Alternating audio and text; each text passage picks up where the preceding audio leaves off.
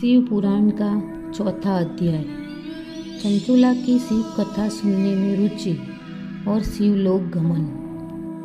ब्राह्मण बोले, नारी तुम सौभाग्यशाली हो जो भगवान शंकर की कृपा से वैराग्यपूर्ण शिव पुराण की कथा सुनकर समय से अपनी गलती को पहचान लिया है। तुम डरो मत और भगवान शिव की शरण में जाओ। उनकी कृपा से तुम्हारे सभी पाप नष्ट हो जाएंगे। मैं तुम्हें भगवान शिव की कथा संक्षेप में बताऊंगा, जिसके द्वारा तुम्हें सुख देने वाली उत्तम गति प्राप्त होगी। शिव कृपा से तुम्हारी बुद्धि शुद्ध हो गई है और तुम्हें पश्चाताप हुआ है। पश्चाताप ही पाप करने वाले पापियों के लिए सबसे बड़ा प्रायश्चित है। पश्चाताप ही पापों का शोधन है, इसीलिए पापों की शुद्धि होती है।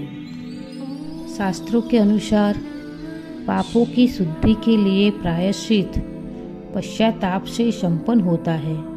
मनुष्य अपने कुकृत्य के लिए पश्चाताप नहीं करता, वह उत्तम गति प्राप्त नहीं करता, परंतु जिसे अपने कृत्य पर हार्दिक पश्चाताप होता है, अपनी कुकृत्य पर हार्दिक पश्चाताप होता है, वह अवश्य उत्तम गति का भागीदार होता है।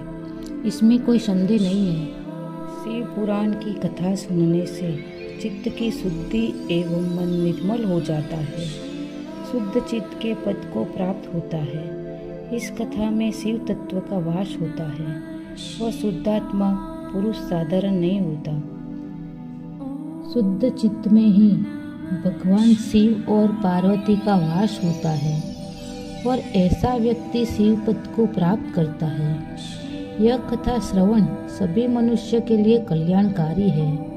अंततः इसकी आराधना और सेवा करनी चाहिए। यह कथा भवबंधन रूपी रोग का नाश करने वाली है।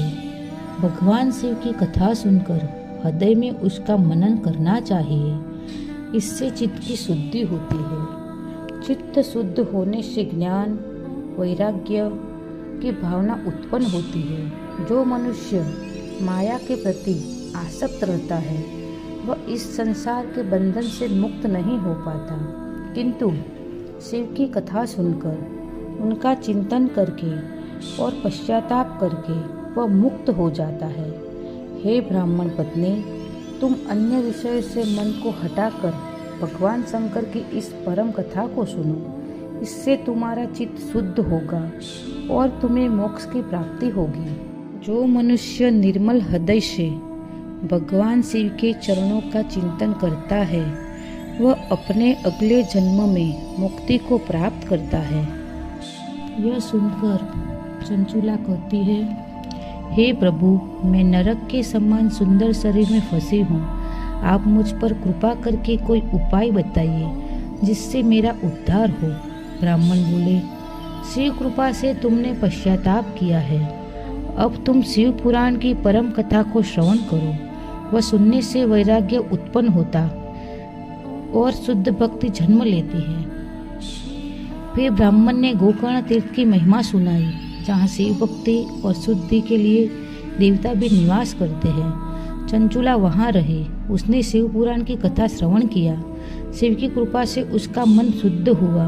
वह सदा शिव के ध्यान में मग्न रहने लगी। तत्पश्चात जब उसका समय पूर्ण हुआ तो उसने बिना किसी पीड़ा के शरीर त्याग दिया।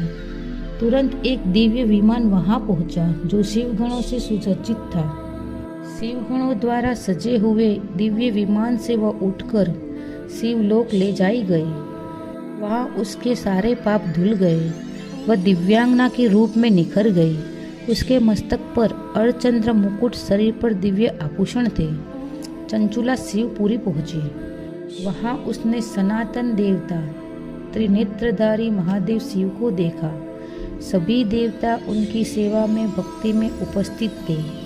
उनकी अंग क्रांति करोड़ों सूर्यों के समान प्रकाशमान थी। उनके 5 मुख थे और हर मुख में 3-3 नेत्र थे। मस्तक पर अर्धचंद्राकार मुकुट शोभा पा रहा था। कंठ में नील चिन्ह था। उनके साथ देवी गौरी विराजमान थी, जो विद्युत पुंज के समान प्रकाशित हो रही थी। महादेव जी की क्रांति कपूर के समान गौर थी। उनके शरीर पर श्वेत वस्त्र थे और संपूर्ण शरीर उज्जवल था। इस प्रकार चंचूला, जिसने पहले पाप का जीवन जिया था, शिव पुराण की कथा, श्रवण, वैराग्य और भक्ति के द्वारा भगवान शिव के दिव्य धाम को प्राप्त हुई और मोक्ष को प्राप्त कर गई। इस प्रकार भगवान शिव के परम उज्जवल रूप के दर्शन कर कर चंचूला विस्मय हो गई। उसने भगवान को बार बार प्रणाम किया और हाथ जोड़कर प्रेम, आनंद व संतोष से युक्त होकर विनती भाव से वो खड़ी हो गई। उसके नेत्र से आनंद अश्रु बहने लगे। भगवान शंकर और भगवती गौरी ने करुणापूर्वक चंचूला को देखा और उसे अपने पास बुलाया। गौरी उमा ने उसे प्रेम पूर्वक अपनी सखी बना लिया। चंचूला अब सुखपूर्वक भगवान शिव के धाम में उमा देवी की सखी के रूप में निवास करने लगी। चौथा अध्याय यहीं पे पूर्ण होता है। अंत में हमें यह शिक्षा मिलती है कि जो भी मनुष्य श्रद्धा और प्रेम पूर्वक शिव पुराण की कथा का श्रवण करता है, उसका जीवन पाप मुक्त होकर अंत में शिव धाम की प्राप्ति करता है। ओम नमः शिवाय।